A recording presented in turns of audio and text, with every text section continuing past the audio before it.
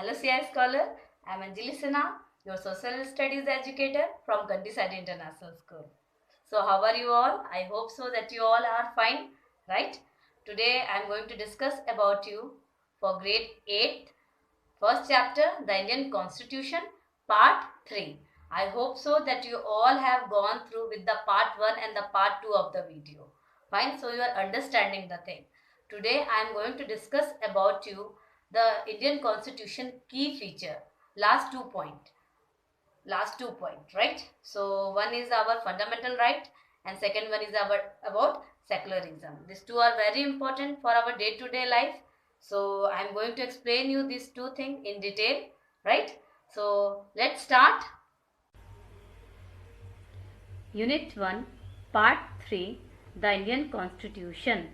The Indian Constitution key features. So in this chapter, we are going to learn more about the key features of our Constitution. So we are going to discuss about the fundamental rights. So in this, we are going to discuss about the first one, right to equality. That means all persons are equal before the law. All persons shall be equally protected by the law of the country, and no one is discriminated on the basis of their religion, caste or sex. And they are also having the freedom to access all the public places including the playground, hotels, shops, temple. So all people are equal before the law and no one is going to be discriminated. Now second one is our right against exploitation. Just see, we are having three pictures. In first picture you have seen that one small girl, she is washing the utensil.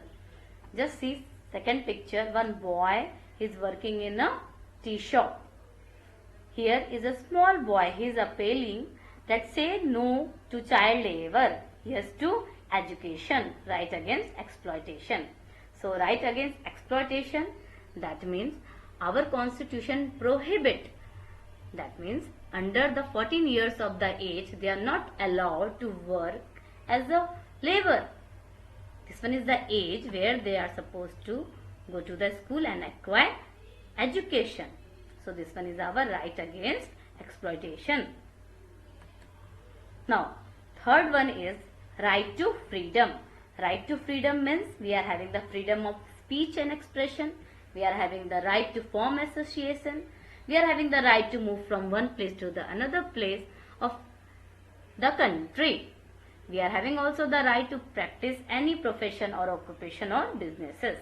Like amongst you, so many students, they are coming from the different states and they are living here because their father, mothers, they are having different occupations and they are settled here in Surat, in Gujarat. So this one is our right to freedom. Just see here, right to freedom of speech. And are you on the voter list? Yes, those who are 18 or above 18 years, they are. So they are enjoying their voting right. Understood? Now, fourth one is right to freedom of religion. That means everyone is having the right to practice, profess and propagate the religion of their choice. They are free to do. Fifth one is our cultural and the educational right. That means we can set up our own educational institution and in order to preserve our culture, so that India is a secular country, so everyone is free to enjoy their religion. So we are having the religious freedom. Now the sixth one is right to constitutional remedies. That means if any citizen of our country, if they are finding that their fundamental rights are violated, they are having the right to move to the court.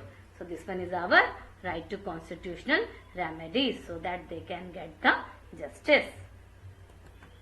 Just see, this one is our fundamental right. We are having total 6 right. First one is our right to equality, right to freedom, right against exploitation, right to freedom of religion, cultural and educational right, right to constitutional remedies. So today here is a one thing regarding right to freedom. Just see, today we are not moving and going outside.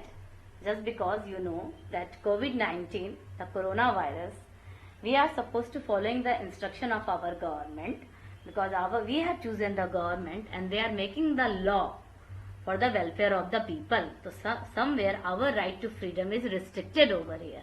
But this restriction is for short period of time. And whatever the decision government is taking, that is for our welfare. So we have to respect. Now, fifth one is our secularism. Secularism means a state is one in which the state does not officially promote any one religion as the state religion. That means state is not going to interfere in any religion of our country. Just see, here is Hindu, here is Christian, here is Muslim. That means we are combining this, we are one. And India is a secular country, means all religions are respected over here. Just see here, Hinduism, Jainism, Buddhism, Sikhism, Islam, Christianity. But one thing is common, that is Indian. So India is a secular country. All religions are welcome here. So you understood about the secularism. State is not having any interfere. So what we have learned, let us conclude. We have learned about our constitution, our fundamental rights, and one more thing, that directive principle of the state policy. It is a policy for the state. According to that, they are supposed to be governed and they are supposed to ensure greater social and the economic reform in our country. And they can institute law and the policies that may help the people of our country. Basically, those who are the poor, and creating the opportunities of employment in our country. So this one is your chapter. I hope so you have understood this chapter, right? Now, I am going to assign you something. You have to do it. So we are going to do, let's do. You have to write down the summary of the chapter. I want till now, whatever you have learned from the video, you write it down. The summary, what you have learned, what you have understood about the chapter, whatever the picture you have observed in these videos, write it down all. So thank you. Till then, bye. Take care. Hope so you have understood this chapter. Go through it one time, two times, until and unless you will get the success.